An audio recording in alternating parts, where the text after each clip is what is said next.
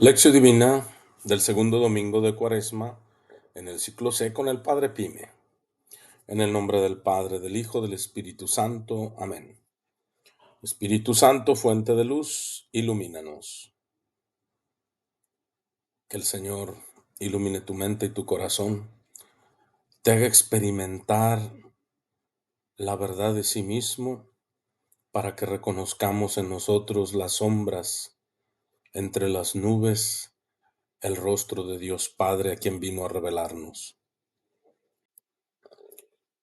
¿Has experimentado una paz espiritual cuando te permites participar en las actividades de Cuaresma y Semana Santa? ¿Has servido de monaguillo? ¿Has servido de ujier?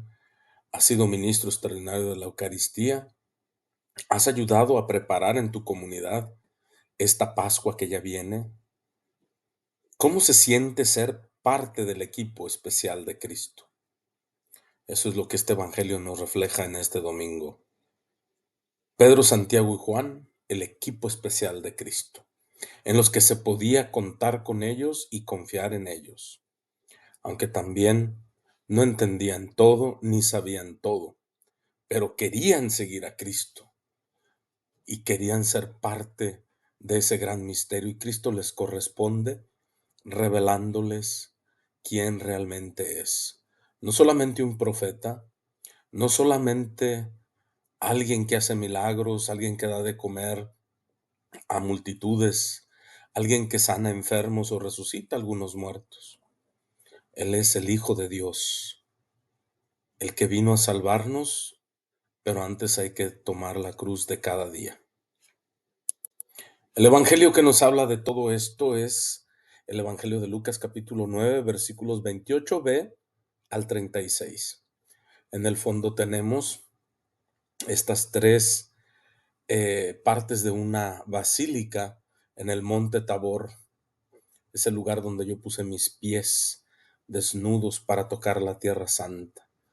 Ese monte Tabor donde Cristo ha venido a mandarnos a ser misioneros del Padre,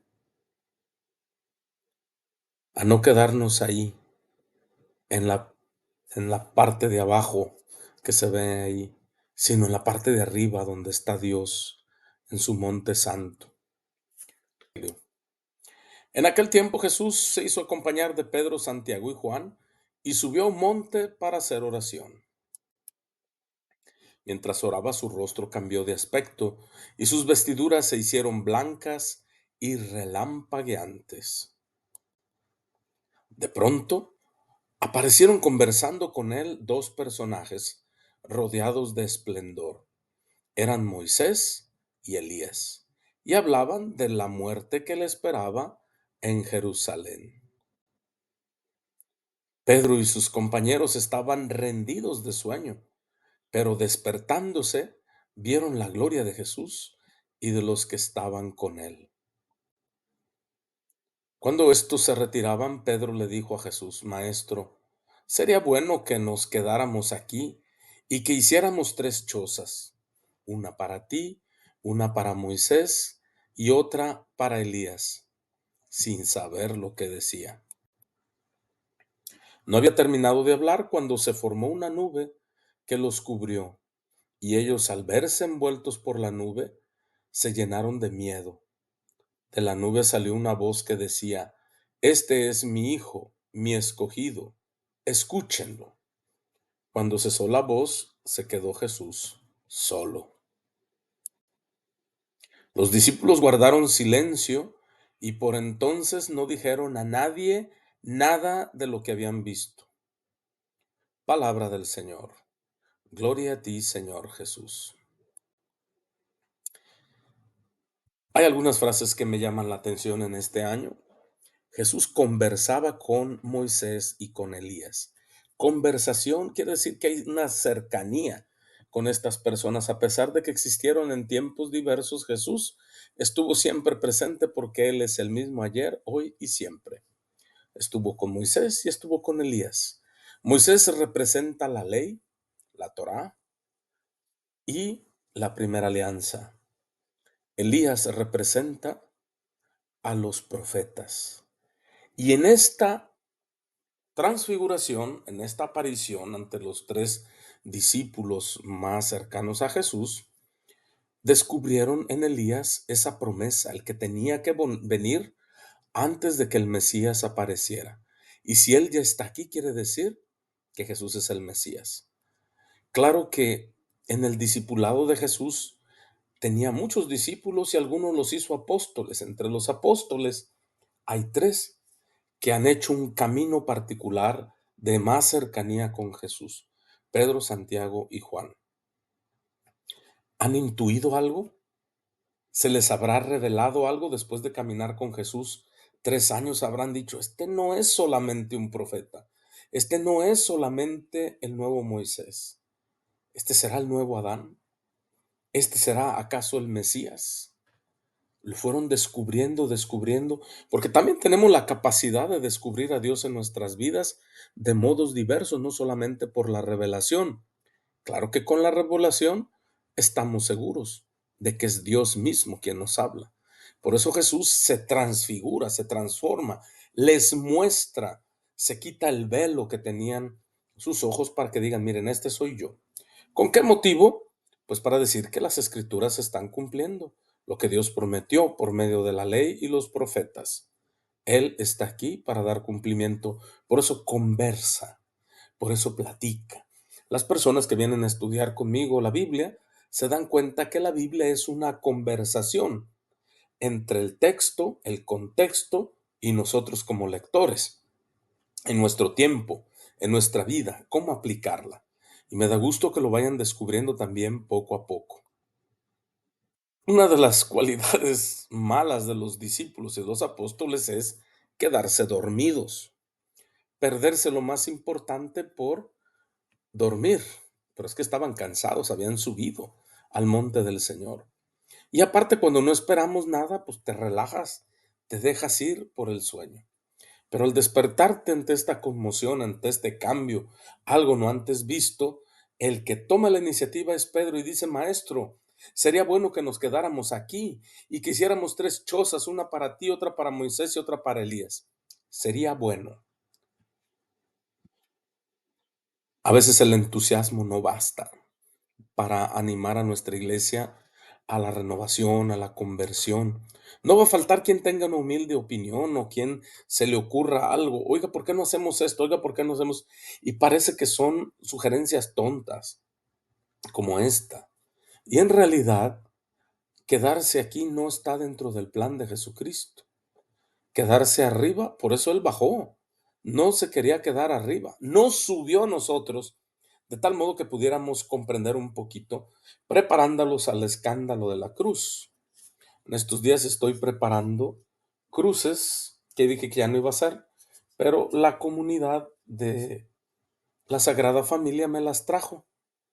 Y como van a tener un retiro para las mujeres en las montañas, ahora el 27 de marzo, les estoy preparando estas, que son cruces que nos ayudan a nosotros a entrar en la espiritualidad, a salir de nuestro letargo, es decir, cuando estás despertando del sueño, cuando no sabes si es verdad o mentira o no sabes ni dónde estás.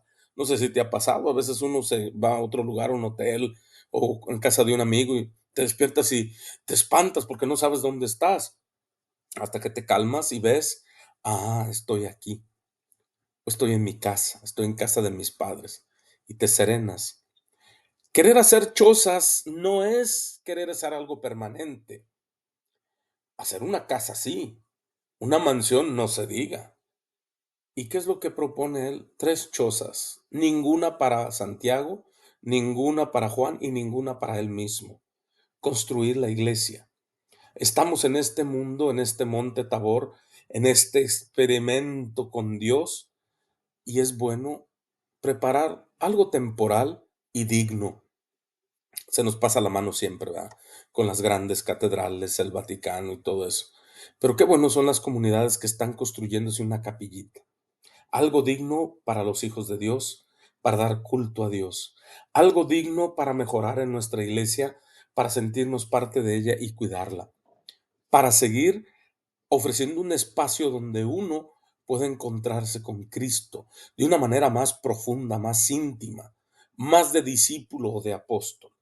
Por eso qué bueno que ayudemos a las iglesias que se están reconstruyendo, a nuestra parroquia para que se mantenga bien, se mejoren los espacios, haya un lugar donde recibir a la gente con dignidad, que si damos una plática y se nos hace larga, la gente no se canse, porque están en sillas que se pueden caer, que existan lugares donde los jóvenes se sientan abiertos a proclamar la palabra de Dios con los medios modernos, no solamente con el teatro, la actuación, sino también con los medios del TikTok, del Facebook, y evangelizar de un mundo digital del que estamos muchas veces muy metidos, pero que no lo utilizamos para el bien, para hablar de Dios.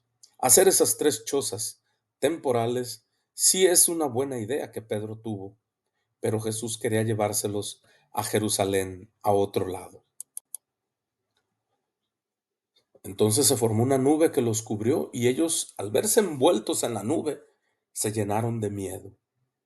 Esta imagen de la nube, del humo, es una imagen de la presencia de Dios Padre, a quien no han visto su rostro, y solamente a través del humo, a través de un velo, pueden conocerlo, pueden verlo y pueden experimentarlo.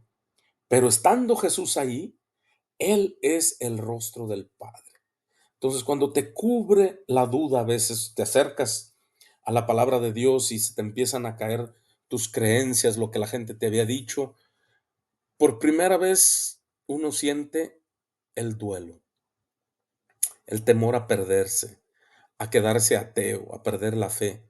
Pero cuando dejas eso y te ofrecen la verdadera predicación, el verdadero rostro de Dios, empiezas a sentirte cobijado, empiezas a sentirte envuelto de esta bruma que te hace parte, que no te excluye, que te envuelve, que te hace sentir que, híjole, qué bonita clase estuvo esta, o qué bonito estoy aprendiendo teología, qué bonito estoy aprendiendo de esta prédica cuando voy los domingos, quisiera saber más, sentirte envuelto. Por eso te preguntaba, ¿alguna vez has experimentado el privilegio de entender? El famoso, ajá, con razón. Entonces no estás tan lejos del reino de Dios y eres uno de sus favoritos. Felicidades. Y escuchar esa voz bien clarita, este es mi hijo escogido. Escúchenlo. Es muy importante para nosotros escuchar esa voz del Padre que lo hace a través de los profetas, que lo hace a través de Moisés, de la ley, de la religión, pero lo hace Él mismo. Desde ese modo que poco a poco se va revelando a los demás y que te dice, todo lo que se hace está bien hecho. No lo entenderás, necesitas prepararte más o necesitas meterte de lleno en esto, pero no estás tan lejos. Ya estás escuchando la palabra de Dios Padre que te habla a ti. También aprenderás, como dice, cuando cesó la voz, se quedó Jesús solo. Cesar la voz quiere decir que ya no hay nadie, que te han dejado solo y estás rodeado de amigos, pero estás solo. Tienes que enfrentar este paso de la fe, que es como dicen los americanos, a lift of faith, o sea, echar un brinco en el vacío para poder dejarte caer en las manos de Dios con confianza, pero experimentando siempre esa soledad y agradecido con Dios porque no te va a dejar. En realidad no estamos solos nunca. Dios está con nosotros. Entonces, ¿cómo te sientes ahora para seguir a Jesús a Jerusalén? Para no quedarte en el monte Tabor, para ir a Jerusalén, para pasar todo lo que se tiene que sufrir, lo que se tiene que padecer, todo lo que se tiene que caer se cae y todo lo que tiene que levantarse tendrá tiempo de hacerse. ¿Cómo te sientes? ¿Estás preparándote bien? Ya estamos en la segunda semana de Cuaresma. Es bueno no llegar hasta el último y decir, ay, pues vamos a ser igual que el año pasado. Conmigo no. Con las otras gentes si quieres. Conmigo no. Con Jesús tampoco. Entonces experimenta este año jubilar con la esperanza. Participa en los retiros de tu parroquia. Mañana sábado tendremos aquí en la parroquia el retiro cuaresmal que va a venir a dar Rubén Núñez y nos hablará de cómo bajar estos valores del reino a nuestra vida ordinaria y que nos llenen de esperanza. Pero ¿cómo te sientes? Esa pregunta no es ¿cómo estás? Bien, mal, no. ¿Cómo te sientes? Medita. Y vuelvo. ¿Cómo estás? ¿Cómo te sientes? ¿Qué experimentas ante el escándalo de la cruz? Esta cruz que he pintado, pensaba hacerle una base de la esclavitud, las cadenas, el Cristo en medio, entre colores así luminosos y oscuros. Es experimentar la cruz de Cristo. Tu cruz, ¿cómo la estás viviendo? ¿Cómo enfrentas el escándalo de la cruz? El escándalo era, pues, maldito el hombre que cuelga de un madero. Nosotros los viernes en la parroquia a las 5 en inglés tenemos el Via Crucis y a las 7 en español. También es una devoción, algo que nos ayuda a meditar y te invito a que no faltes, que te aparezcas algún viernes de Cuaresma. Pregunta en tu parroquia cuándo se hace y no dejes de participar al menos una vez en tu vida, para que experimentes cómo Jesús hizo ese camino y lo hizo pues casi sin ningún discípulo. Entonces, que vengan 3, 4 personas a rezar el Via Crucis, a mí no me da tanta cosa. Quiere decir que hay 5 con los cuales puede contar este año. A todos les invito a seguirse sumergiendo en este espíritu de Cuaresma. Y a todos les envío la bendición y gracias por los que están orando por mi salud. Ahí la llevo. También gracias a los que están orando, sobre todo por la salud del Papa. Que siempre sea alabado Jesucristo, siempre sea alabado. En el nombre del Padre, del Hijo, del Espíritu Santo. Amén. Hasta la próxima.